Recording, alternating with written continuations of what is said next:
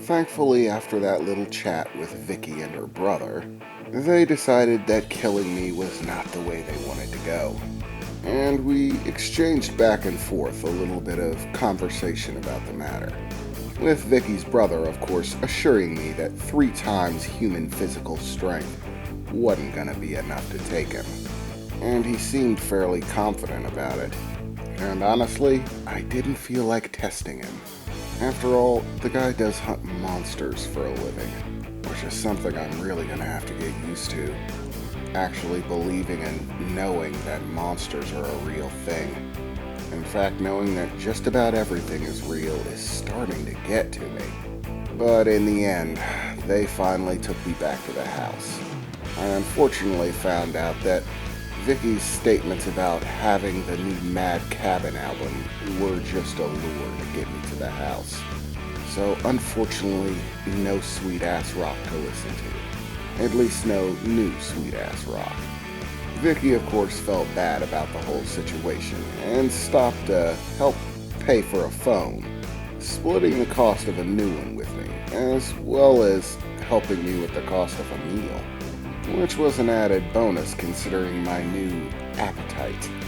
Vicky was completely blown back by the sheer amount of food I had to take down. According to Nylea, I shouldn't face any adverse effects from our short separation. That the effects that a symbiote generates for a person stick around and slowly fade as time passes. It's not an instantaneous thing where the moment they separate you lose everything. And I still had Junior with me, so there weren't any losses, except for the loss in energy from having to separate for a short time. Nylea also filled me in on how exactly she tastes the food I eat, which was fairly interesting, to be honest. Apparently, she doesn't actually taste it herself, that is. It's simply another part of the telepathic connection between us. The fact that she's wired into my nervous system. She tastes things through me, through the filter of my perceptions, though she can also tell the amount of protein that I take in from just about anything that I eat, and so has a preference for things with a high calorie and protein count, and she's definitely a fan of sugar, so lots of soda. She also rather enjoyed donuts, which isn't surprising at all. But eventually, I did get back to my house, and found much of what I was already expecting. Some piled up bills and a mountain of phone calls on my answering machine. 84 to be exact.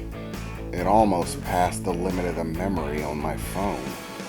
I had to get a notebook for keeping track of all the information that I needed. I got called by a bunch of reporters, talk show hosts, and countless other people, all offering to have me on their show or wanting an interview for the paper or for the news.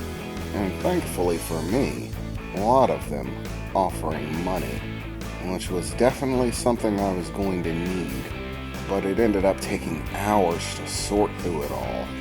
And the piled up mail was primarily bills, which is why the need for excess money. One of the calls was even the mayor of the city. He apparently wanted to offer me a reward for my service to the city, in the form of a public event in which he would give me a symbolic key to the city, as well as a lofty check for my service, of course, which was definitely going to have to happen. I needed the money, even if I didn't want to get in front of the crowd. I did get several calls from my boss at the piercing shop, who, despite being angry that I wasn't able to show up to work, was overjoyed, and as expected, wanted to try to make his own money off the situation, asking for permission to post and put up pictures showing that the hero of New Star City worked at his establishment, even offering me a raise to stick around, and assured me that I would be paid for the time that I missed. That is, so long as I let him use my 15 minutes of fame to his advantage.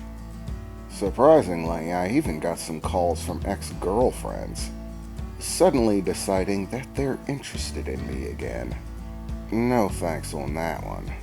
I've already been through that rodeo, and I don't feel like going back. So in the end, I ended up spending pretty much the entire day just sifting through mail and phone calls, one after the other. It was mind-numbing, but actually went at a fairly brisk pace. Apparently, Nylea wasn't lying about the increase to my ability to think and comprehend. I was actually reading and taking in the information at a much faster rate. It took me less than a quarter of the time than it usually would.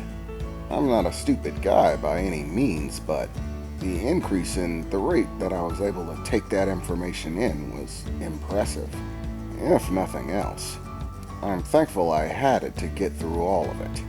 After which, I finally crawled my way into bed to get some much-needed rest from today's events. I woke up safely in my own bed the next morning. My room, the same it had always been. Heavy metal posters all over the walls from my favorite bands. Some random clothes scattered about from me not really putting them away. My room was more or less a measure of controlled chaos. Nothing was exactly in its proper place, but I still knew where everything was. The red stone walls of my apartment were somewhat comforting. Those bricks, for whatever reason, feel like home, even if it is a crappy little apartment. It was actually one of the oldest in the city, which is why it's made of red bricks. But I'm not complaining, as the rent was pretty cheap. I got up that morning, of course, hungry.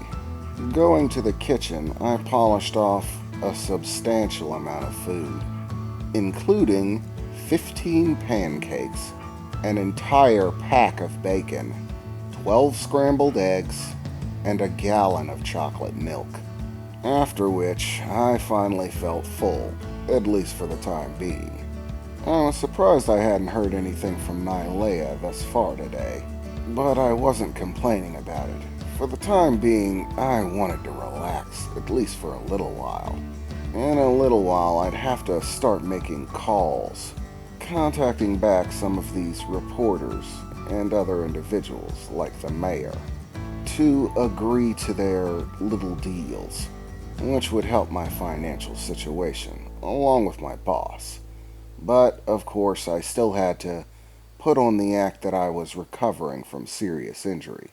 So doing it right away wasn't in my interest.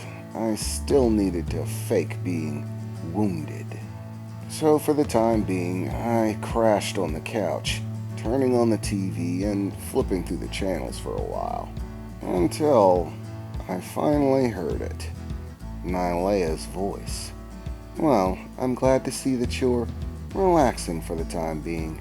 I hope you're feeling well," she said, sounding genuinely comfortable, I suppose you could say. "Yeah, I'm feeling pretty good.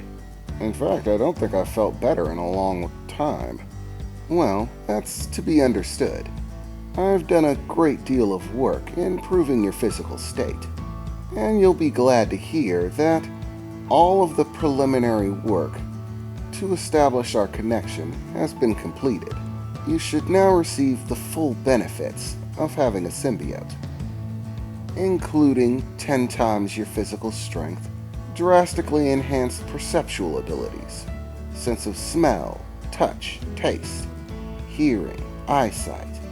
The speed at which you process information should have drastically increased as well, meaning you can learn things much faster and think at lightning speed. And finally, it's done, Kevin. It took a lot of doing, but I've finally given you access to the King's power, the greatest ability that my people can offer. And I think it's about time that you learn what it is, and how to use it to your advantage.